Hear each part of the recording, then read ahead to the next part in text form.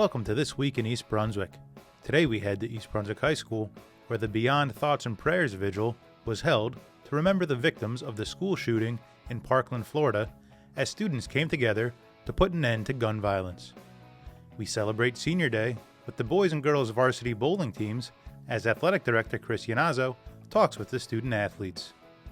EBTV reporter Cynthia Liu sits down in the studio with two representatives from the 44th Annual New Jersey Folk Festival, which will be focusing on Native Americans in New Jersey. All this, plus we visit Lawrence Brook Elementary School for a special assembly. So stay with us. This Week in East Brunswick starts now.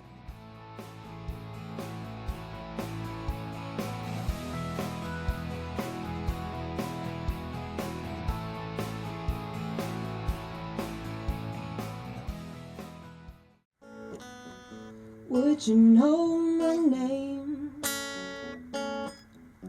if I saw you in heaven? Would it feel the same if I saw you in heaven? We must be strong and carry. Social activist movements have always been led by young people who saw injustice or inequality, and they've felt empowered and emboldened and morally just as they fought for what we ultimately want as a more perfect union. That is their charge. This is your time, and this is going to be your fight. But if we are to get beyond the thoughts and the prayers, we must look to you. And you are responding to that call. But let us make no mistake. This will be hard. The opposition is very powerful, and they are very well funded. You will have to work really long. You will have to work hard, really hard. You're going to have to work relentlessly. You're going to have to work like you have never worked before. And you will have to work as if your very life depends upon it. Because quite frankly, it does. And I speak to you not as your superintendent of schools, but as a father of a Virginia Tech graduate who was on campus the day of the shooting and was supposed to be in the building where the shooting occurred. And only because there was some divine intervention, which I believe that he did not get there, that I still have my son today. But there are many families without their children today. And we have to do something to keep this in the public consciousness. We have to keep the voices going. Because if we stop talking about it, people will perceive that we stopped caring about it. And our students will be the activists that will make this happen. This generation is not tolerating antiquated legislature. I'm fighting for better gun control. I'm fighting for better mental health outreach. I'm fighting to fix the broken systems in this country. The Never Again movement exists as a catalyst for change, and I plan to take advantage of that. Keep fighting, everyone, because we can make a difference. Don't let anyone tell you otherwise. As a community, we need to do our part together to make a change, starting in the schools, to the town, to the state, and to the nation. I am one of many students in the high school working together to come up with a solution to lead the nation in the right direction of making a change in gun control. Although we may be too young to vote, we are not too young to join and take a stand. The youth is coming together and creating a force too strong for politicians to ignore. Everybody's voice counts, and the more voices involved, the more powerful we will become. Students should focus on learning and preparing for their future, not where to hide if someone enters the building. Teachers should think about teaching, not having to take a bullet for one of their students. Having grown up in East Brunswick all my life, going from Chittick to Hammersholt to Churchill and finally being a senior here at the high school, there's not been a single day where I felt afraid to walk into school. But I'm positive that's how the kids at Marjorie Stoneman Douglas High School in Parkland, Florida felt too. They, like us, never thought they would suffer what they're going through right now. They, like us, grew up in one of the safest parts of their state. They, like us, are wondering what they can do to make a change. It may seem impossible, especially for my fellow students and I being so young, but youth should not be an excuse for inaction. Realistically, we may not be able to write laws or run for office or protest, but there is one thing we can do: vote. This is not a knee-jerk reaction. In fact, after 20 years brewing, it's taken far too long. But this day has come, a day where things that we parents haven't been able to accomplish are now being led by a youth movement reminiscent of Vietnam and the civil rights days. We can't give our children their peace of mind, as we have heard clearly here today, then they are going to take it back themselves. They do this because we love them. Our mission at East Brunswick for Safe Schools is to provide a platform for those who either are children or love their children. Our group is your group. We love our East Brunswick children, and we want them to live in peace. Today is their day, and we hear their voices. We see their action, and we are here for you. Parents, love your children. Cherish your children. Love each other. Children, love each other. Put down your phones and speak to each other. Let no fellow student eat alone. Help those who need help, and just be sensitive. I leave you with this, and it's very simple. Love each other, love each other, love each other. God bless America, my home sweet home. God bless America, my home sweet home.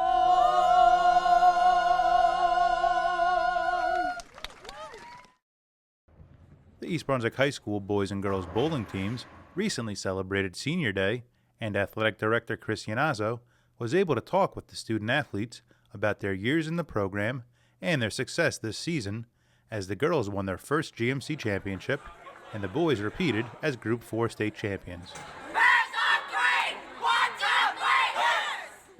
So I'm here with Jack, one of our seniors of our bowling team. Jack, tell me a little bit about how it feels to be a senior. It's different, but it feels good, and it was a long road, and I'm happy that it's coming to an end, but I'm also going to miss it a lot. Tell us about your success and what brought you to that. Hard work, practice. I'm at the lanes pretty much every single week. I haven't not been there in years, so it's just a lot of practice, a lot of hard work, and a lot of time put into it. Sam, tell us a little bit about your bowling career. Well, I think we've had, as a team, we were very successful. I think I had a very successful freshman year individually. Then we won GMCs our first 3 years. Didn't come out on top this year, but had a pretty good year overall. I think we pretty much knew we were one of the best teams in the state. It's just if we have a bad day, that's it. If we have a good day, we'll be at the top. So I think we couldn't take anything for granted, and we just had to bowl our best. Andrew, tell me a little bit about your 4-year career here at East Brunswick. Well, it was more of like a progression going uphill. Like when I first started, I didn't really know how to bowl exactly, so it was just all like a learning experience for me. So as each year came by, it was just like learn more and try to improve on top of it. Well, I just had to be persistent and motivated to keep improving myself. Because with so much like competition out there, it's not easy. So I just had to tell myself I can do this, and be very critical of like what I do. Like this is not good enough. I got to keep pushing myself. I'm not going to stop until I'm like satisfied. Tell me about your best memory these past 4 years. I think it would be winning states last year. I think we basically won everything, and winning that just brought it over the top. Winning the Tournament of Champions last year was pretty cool, so that was definitely my favorite. Favorite memory would probably be winning states, because that was kind of like a reflection of like where all of our hard work like paid off. Like we worked so hard from the beginning. Like we weren't really like noticed. Like I remember at the beginning of that season, we thought like this would be a flop of a season because we lost a lot of seniors. So like coming in, just like slowly winning each tournament and each event, like really like felt good. Madison, tell me a little bit about your 4 years with this bowling team. I didn't really know how to bowl my freshman year, but like throughout time, like I've gotten a lot better and like I've grown to really love bowling. Well, I started bowling my freshman year, never done it before, just figured I'd pick it up, and it's something I stuck with and something that I really love. So, being a senior, coming out, being co-captain with Madison, it's really surreal. Tell me what your favorite memory is through the last 4 years for you. Probably this year, which was state individual finals. I was really proud of myself for getting that far. Overall, my best memory would probably be, honestly, this whole year in general, like being able to spend time with like all these girls and getting close and becoming like really close friends and tight-knit. It's a great feeling. I'm here with the girls bowling team, first GMC title in school history. What got you to this spot? Definitely our coaches. Coach Brem was always by our side throughout almost every single match, and she always gave us really good advice that helped us win. We also did a lot of practice outside. Most of us here got lessons, and we all just practiced consecutively every single week, making sure to always be on top of our game. And we also made sure that everybody was pumped up and that everybody had school spirit during matches and during when we were fighting for the GMC title. So you guys were underdogs coming in. 6th seed to be GMC championship. So like you said, you needed that energy. What brought this group together from your regular season to overcome all that and become champs? I really think it was the fact that, we wanted this more than anybody, I think, and we really worked hard to make it happen, and we all pulled together as a team, which really helped us. I also think it really helps that we're all really good friends all together. We all include each other in a group. We're never individuals. We're all together, which helps a lot. I also agree with Catherine. I came in really timid and scared of everybody, but I ended up being really good friends with everyone. So our bond as a team helped us a lot. Staying loud and cheering each other on really, really helped in in a situation with so much pressure like GMC's. Bowling is a huge mental game too, and you gotta come in with a strong mind and say you can, and you can do it. Yeah, so I'm here with our championship bowling team once again. Gentlemen, tell me a little bit about your journey and what it feels like to be Central Jersey and Group 4 champs all over again. Well, I think after losing a few seniors last year, I don't know if everyone had the same expectations, but I think we recruited some new people. We had some freshmen come in, some sophomores that really stepped up, and I think that really helped our team. So for this year, I think everyone had a big improvement from last year with Daniel and his 242 average, and then him helping out the team big, and Andrew also stepping out, and Matt Mai with his big help from becoming JV last year to helping out a lot on varsity. Bowling's a little bit of a quiet sport. You don't hear too much about it, but tell us about all the work that you put in to make this championships happen. Bowling requires a lot of work and teamwork, and a lot of times people don't see it, but we have to practice a lot, and we normally practice together to help work on our teamwork and our performance as a whole. What makes you guys such a good team? I think we all have an odd type of relationship. I think we're all pretty good friends in kind of a different way. And I think we all try to help each other, and when someone is having a good game, I think that feeds off and gives us all a little more motivation and energy that we need to get through that game. I'm going to ask Dan a question here. Dan broke the state record in bowling average for the regular season, and right now he's number 3 in the nation, so that's an outstanding accomplishment. Dan, tell us how you got there and how your teammates helped you. All I do is I practice a lot. I do a lot of tournaments throughout the weekends. I also bowl on Fridays. I bowl with everyone on the boys and the girls team, so they all support and help me if I have problems bowling. I also get a lot of lessons throughout the year, the whole entire year, and Debbie Stein helps me a lot through what I have to do in order to bowl great, and I appreciate everyone that supports me and my mom and dad. Well, your parents, your coaches, your teammates, Coach Brem, Coach Spieshak, you said Coach Stein, they've all done some great things for you and this team. So, guys, we're proud of you. You and the girls with their GMC championship. I know you guys didn't get that this year, but Central Jersey and Group 4 is one heck of an accomplishment. So, great job and good luck.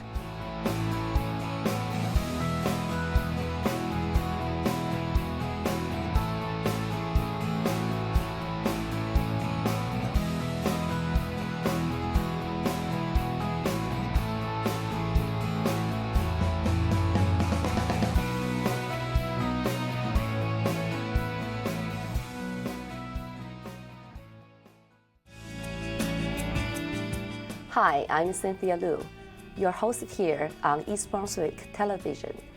We are going to talk about upcoming event, New Jersey Folk Festival. Joining me today, I have two festival coordinators. Hi, I'm Dana Fuchs. I'm the festival manager this year for the New Jersey Folk Festival. Hi, nice to meet you. I'm Lolita Valabaneni. I'm this year's Heritage Area Coordinator for the New Jersey Festival. Great, welcome. First, where and when take place in this festival event? So the festival takes place the last Saturday in April. This year it is April 28, 2018. It's from 10 a.m. to 6 p.m., rain or shine, and it is open to the public. And it takes place on the grounds of the Eagleton Institute for Politics, right on the corner between Riders Lane and George Street. Okay, great. Actually, I went on the website, looked your website. You're talking about this event. I called the New Jersey Folk Festival is a large-scale, multi-faced family and education event that attract approximately 15,000 to 18,000 people. How you manage that? So many people are coming in for this event. So we do have a team of student coordinators. There are 14 of us, and each of us is assigned a different job. So for example, Lolita is the heritage coordinator this year, so she will be handling all of the craft demonstrations that we will be having at our heritage tent. And I'm the festival manager, so I oversee all of the other student coordinators. We have coordinators for each stage. We have a separate food coordinator and craft coordinator, and we have PR coordinators and website coordinators. So there is something for everybody to do. And with all of us working along with our executive director, Dr. Angus Gillespie, our director, Professor Carlos Savasco, and our associate director, Matt Houston, we are able to coordinate an event like this over the course of the semester. Wow, how long have you been preparing this event? The course did start in the spring, so it just started. Some people did work in the fall, but Lolita just started in the spring, and she'll have everything ready by April. Wow, you work quick. So what's the theme about this event this year? So this year's theme is Native Americans tribes that are indigenous to New Jersey.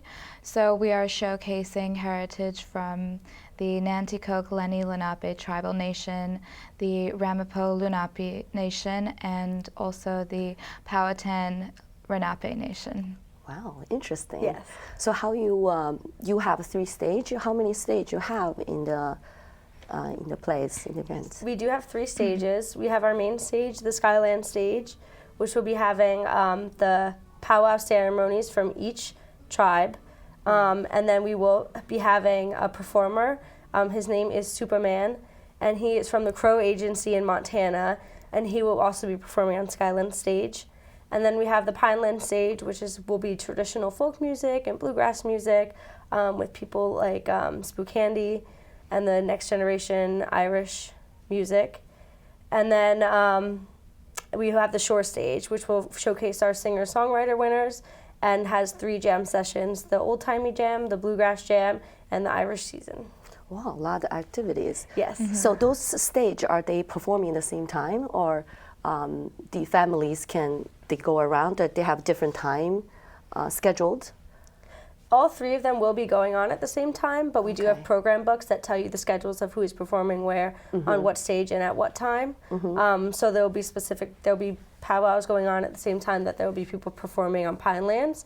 So you're able to walk around and see what you want to see, and there'll be stuff going on throughout the day. We have tents for kind of everything. Like I said, there's a tent for the heritage crafts. Crafts, yeah. That we do have a children's tent, Right. which has games and face painting and a sand artist and pony rides and a pie eating contest, which the kids get very into. Yes, they take it very seriously.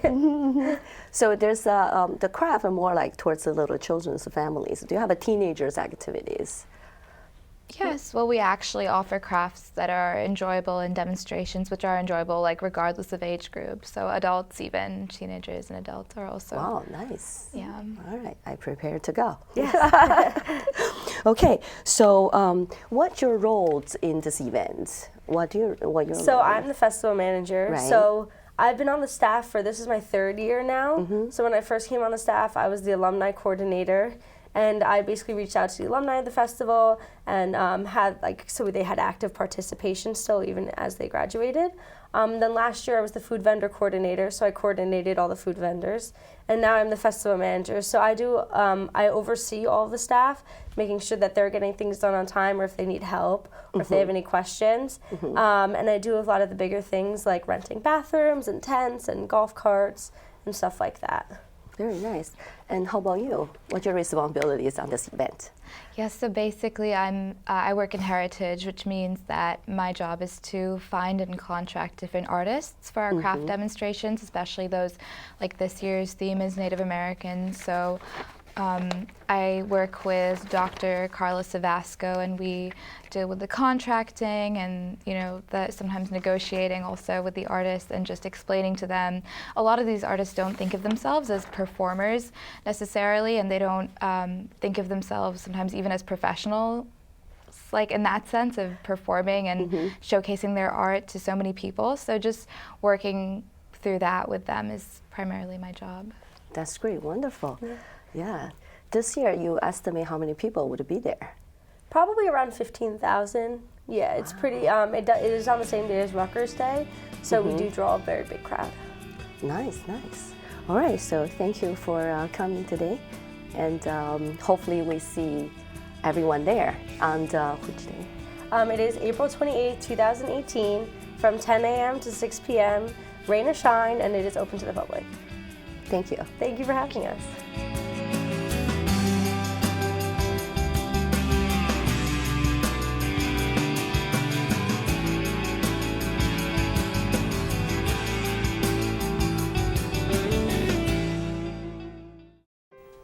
Hi, I'm Melissa Hosick, and I invite you to attend one of our upcoming March events for adults at the East Brunswick Public Library.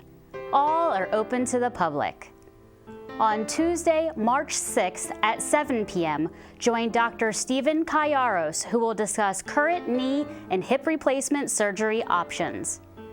On Thursday, March 15th at 7 p.m., Marine Corps veteran Donald Busney will lead a discussion on the Navajo Code Talkers and their impact their secret communications had in helping the U.S. throughout World War II. On Sunday, March 25th at 2 p.m., join us for an all-ages volunteer fair with organizations looking for people like you. On Thursday, March 29th at 7 p.m., Dr. David Moskowitz will talk about all the beautiful butterflies around East Brunswick in this family-friendly lecture. This program is part of the Option Green series, co-sponsored by the Friends of the East Brunswick Environmental Commission. To learn about our other events, such as our Week of Making, EB Reads series, film festivals, and more, visit ebpl.org/calendar or follow us on social media. We hope to see you in March.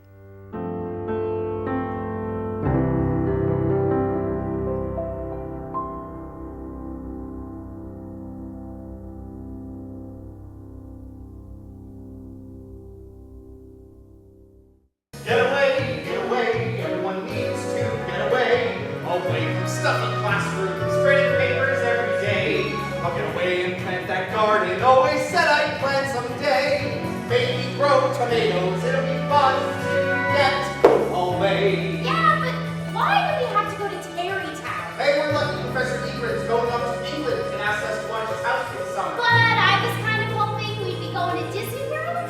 Well, maybe next summer. Elevator's here.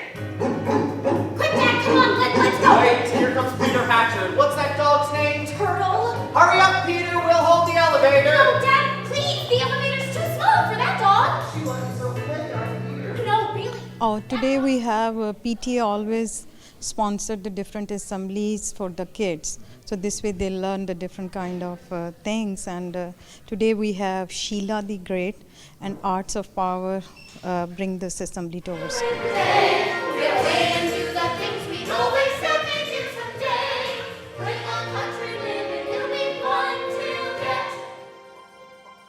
Well, everyone, here we are.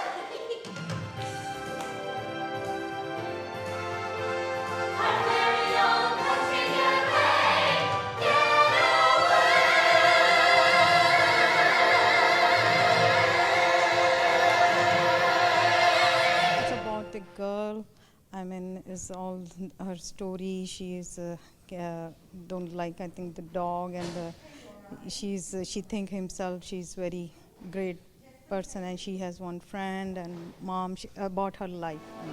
Next day, I was out by the front of the house when I noticed this girl walking up the road. I waited till she got to our house, and when she saw me, she stopped and she waved. So I waved right back. Hi, I'm Beth Ellis, also known as the Junior Yo-Yo Champion of Terrytown. Sheila Tubman, otherwise known as Sheila the Great. I can do 11 different yo-yo tricks without stopping. How many can you do? I never really stopped to count. Oh, here, you can use mine. I don't really feel like it right now. Bet you can't do forward pass 6 times in a row. Bet I can. Go ahead. After you. Okay. After she wound up her yo-yo, she held it tight to her hip and wham!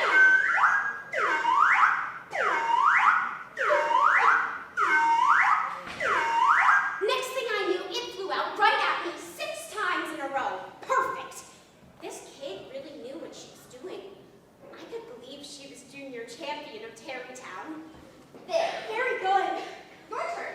Okay. It's a Duncan Imperial, the best yo-yo ever made. Yeah, it's not bad. Ready when you are. Okay. Here goes.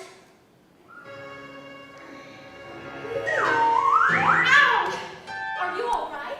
I think they teach them don't afraid for something, anything, and if you think something is impossible, but you can do it. If you keep working hard and hard, you can do it.